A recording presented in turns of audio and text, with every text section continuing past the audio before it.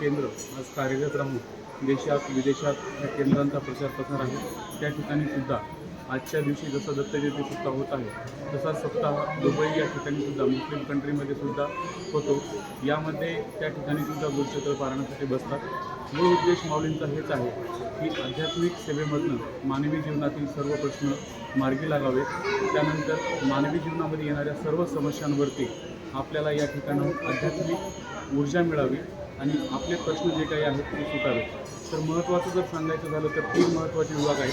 त्यामध्ये पहिला विभाग आहे आपला बालसंस्कार विभाग, दुसरा विभाग आहे प्रश्नोत्तर विभाग आणि तिसरा विभाग आहे आता सध्याची जी काही पिढी आहे युवा पिढी ही रखडत चाललेली आहे. या युवा पिढीला योग्य मार्गदर्शन करण्याचं काम या मार्गातून सुरू आहे. तसे जर पाहिलं तर आपण 108 विभाग आपण या ठिकाणी चालवतो. 108 विभागामध्ये आपण मुख्य 11 विभाग पाहू.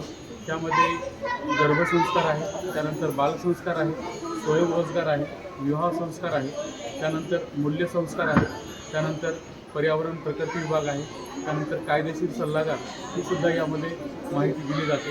त्यानंतर आपण पाहिलं असेल की आज काळाची गरज पडली आहे की आध्यात्मिक सेवेमधून प्रत्येकाचा प्रश्न मार्गी लागावा आणि त्यांचे घरातील जे काही देवी यांचे प्रश्न असतील ते सुद्धा मार्गी लागावे. तर यावरती जे काही गुरुवार रविवार मार्गदर्शन केलं जातं तर ते परमपूज्य गुरुमाऊलींच्या माध्यमातून केलं जातं. आता एक परमपूज्य गुरुमाऊलींनी संकल्प घेतला आहे तो म्हणजे मोरेदादा चॅरिटेबल हॉस्पिटल. हे जे हॉस्पिटल होणार आहे त्र्यंबकेश्वर या ठिकाणी, या हॉस्पिटलच्या अंतर्गत प्रत्येक भाविक सेवेकरांना भक्तांना एक योग्य ते माफक दरामध्ये त्या ठिकाणी वैद्यकीय सेवा मिळावी. त्यामध्ये कॅन्सरसारखा जरी आजार असेल तर तो योग्य आणि कमी दरामध्ये त्या ठिकाणी दुरुस्त व्हावा यासाठी 1000 काटाचा संकल्प त्या ठिकाणी केलेला आहे आणि त्या हॉस्पिटलचं काम मागच्याच महिन्यामध्ये भूमिपूजन होऊन ते सुरुवात झालेलं आहे. परमपूज्य गुरुमाऊलींनी या मार्गातून एक ज्ञानदानाचं जे साहित्य आहे हे फार मोठ्या प्रमाणात सुरू केलेलं आहे. आता पाहिलं असं की आपण या ठिकाणी 700 ते 800 लोक गुरुचरित्र पारायणासाठी बसलेले आहेत. तर यामधून काय होतं की ही जी काही सेवा आहे ही आध्यात्मिक ऊर्जेची सेवा आहे आणि ही सेवा करत असते वेळेस प्रत्येक सेवेकऱ्याला एक वेळ दिली जाते ठराविक आणि त्या वेळेमधनं ते सेवेकरी या ठिकाणी येऊन सामूहिक पद्धतीने हे पारायण वाचन करतात आणि सायंकाळी सुद्धा त्याच पद्धतीने या ठिकाणी येऊन ते वाचन करून आपापल्या घरी जातात. पण याच्यामधनं नेमकं काय होतं तर ही सेवा ज्यावेळेस सामूहिक पद्धतीने एकत्र केली जाते तर या सेवेमधून सर्वांना त्याचं फलश्रुती जे आहे एकोप्याने मिळत असते आणि जो काही समाजामध्ये संदेश आहे एकोप्याचा संदेश तो या मार्गातून प्रत्येक वेळेस वेळोवेळी पोहोचला जातो. मागच्या आठवड्यामध्ये आपला संभाजीनगर या ठिकाणी चित्रपूजन हा फार मोठा मेळावा झाला आहे. त्यामध्ये आईवडिलांचं महत्त्व आणि त्यामध्ये विशेष करून बालसंस्कार बालमुलांवरती संस्कार कसे केले जातात याबद्दल त्या ठिकाणी माहिती गेली आणि त्यानंतर एक स्वयंरोजगार जो काही मेळावा आहे तो त्या ठिकाणी घेतला गेला. तर त्या स्वयंरोजगार मेळाव्यामध्ये जवळपास 50,000 सेवेकरांना परत युवा लोकांना त्या ठिकाणी रोजगार उपलब्ध करून दिला आणि त्या रोजगारामधनं आज चांगला व्यक्ती एखाद्या कंपनीमध्ये गेल्यानंतर त्या ठिकाणी जे काही काम आहे तो इमानदारीने करेल आणि त्या कंपनीला सुद्धा वर घेऊन जाईल. यामुळं परमपूज्य गुरुमाऊलींची ही जी काही संकल्पना आहे तर या मार्गातून केलेली आहे. त्याचबरोबर आपण जर आयुर्वेदात जर पाहिलं तर आज लाखो लोक कॅन्सरच्या आजाराने त्रस्त आहेत.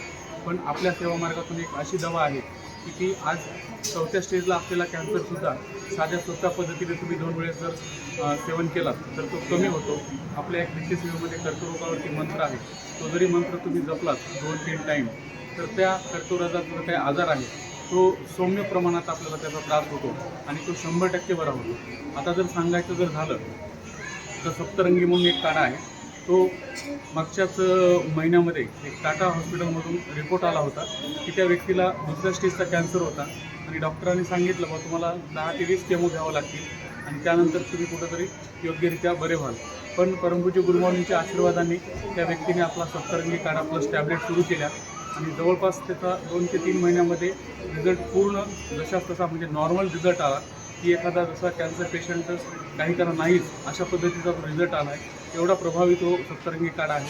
ते आयुर्वेदाच्या विभागातून सुद्धा काम केलं जातं आणि आपण जे काही साप्ताहिक केंद्र आहेत ग्राम अभियान आहे, ग्राम अभियानामध्ये आपण पाहिलं असेल की प्रत्येक खेड्यामध्ये जाऊन आम्ही त्या ठिकाणी सेंद्रिय शेती कशी करावी, ऑर्गॅनिक फळभाज्या त्या ठिकाणी कसं लागवड करावं ते सुद्धा त्या ठिकाणी सांगितलं जातं. शेतीवरती अतिशय चांगलं आणि उत्कृष्ट मार्गदर्शन आदरणीय आबासाहेब जे परमपूज्य गुरुमाऊलींचे सर्वात छोटे जे आहेत ते करतात. एक छोटंसं उदाहरण तुम्हाला या ठिकाणी देतो की आपण आपल्या शेतामध्ये रासायनिक फवारणी करतो, पण ही रासायनिक फवारणी करण्याच्या अगोदर 1 महिना किंवा 1 पीक आपल्या घरामध्ये आपल्याला स्वतःला खाण्यासाठी आपण करावं.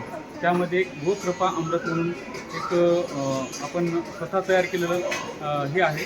तर त्यामध्ये काय वापरायचं, तर आपल्या घरी असलेलं गाईचं दही, त्यानंतर पाणी, त्याच्यानंतर थोडासा गूळ, हे सर्व एकत्र काढून घ्यायचं आणि 5-6 दिवस एका बंद टाकीमध्ये ठेवायचं.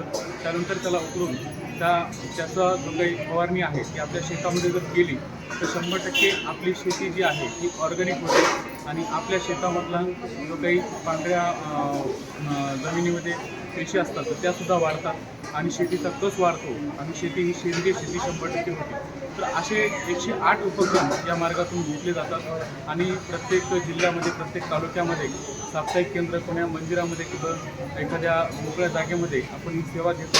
आणि विशेष करून बालसंस्कार जो आहे तो आपला दर रविवार आणि गुरुवार सायंकाळी 4 वाजता चालतो. त्यासाठी आपण विनामूल्य आपल्या मुलांना या ठिकाणी पाठवू शकता. त्यांच्यावरती संस्कार करण्याचं, मार्गदर्शन करण्याचं जे काही काम आहे ते आपल्या इथून केंद्रातून केलं जातं. आता येणाऱ्या जानेवारी महिन्यामध्ये आपल्या इथं बालसंस्कार, मूल्यसंस्कार हा कार्यक्रम होणार आहे. त्यासाठी सुद्धा आपण या ठिकाणी भेट देऊ शकता. या सप्ताहाची सांगता दत्त जयंतीची येणाऱ्या मंगळवारी 12:39 वाजता दत्त महाराजांचा जन्मोत्सव साजरा करून केली जाईल व दुसऱ्या दिवशी सप्ताहाची सकाळी 10:30 वाजता जी काही महानैवेद्य आरती आहे ती करून सांगता केली जाते. या ठिकाणी कसल्याही प्रकारचं भोजन केलं जात नाही. तर आपण सगळ्यांच्या घरून जो काही प्रसाद आहे, नैवेद्य आहे तो घेऊन येतो. या ठिकाणी एकत्र सगळे डबे करून, मांदियाळी करून त्या स्वरूपामध्ये या ठिकाणी या सप्ताहाची सांगता होत असते. झालेली सर्व सेवा मी स्वामींच्या चरणी पूजा करून या ठिकाणी थांबतो. जे काही चांगलं असेल ते स्वामी महाराजांचं आहे आणि काही शब्द जर चुकले असतील तर ते माझे आहेत. या ठिकाणी मी थांबतो. श्री स्वामी समर्थ. सर, काय म्हणा, नांदेडकर यांनी 26 हे चॅनल आमच्याकडे आले, तर त्यांनी